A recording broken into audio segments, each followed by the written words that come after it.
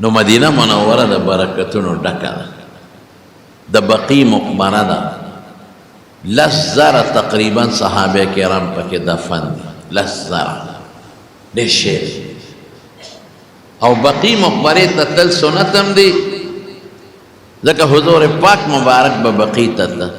او ترغیب یې ورکړی دی چې لاړ شي زیارت القبور د قبرونو زیارت کول د شرعي طریقې مطابق کومه طریقه چې حضور پاک مبارک کړی او د هغې صحابه او موږ ته یې ویلې ده مستحب سنت چې سړی ورننوځي په دې دروازه تاریخ لیکلی دی رونو هلته په قبرونو لیکل نشته خو یو تاریخ نه ګڼو شمېرو تاریخونو لیکلی دی او کله چې په دې ملک په دې وطن د ترکو قبضه وه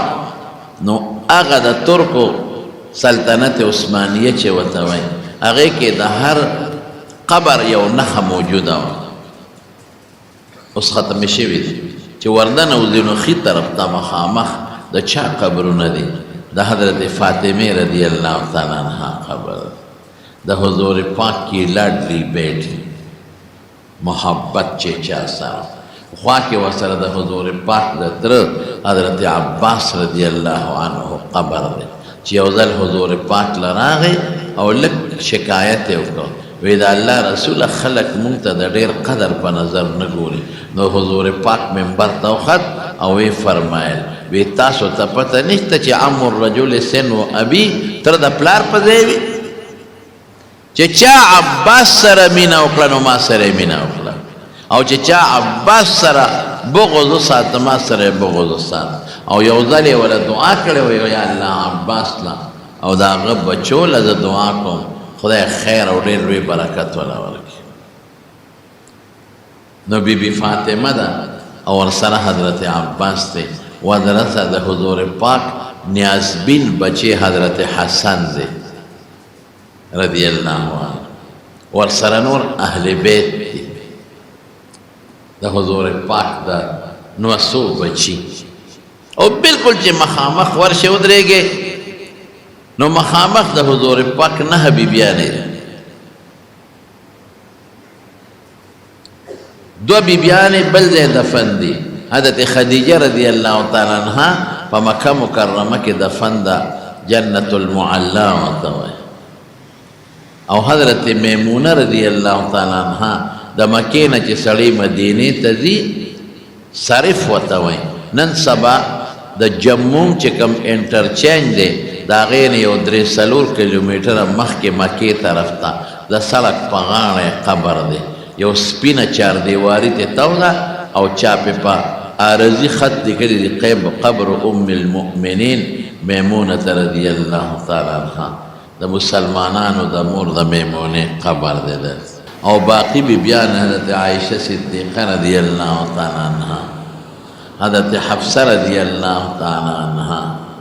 حضرت زینب بنت خزیمه رضی الله تعالی عنها حضرت زینب بنت جحش رضی الله تعالی عنها حضرت ام حبیبه رضی الله تعالی عنها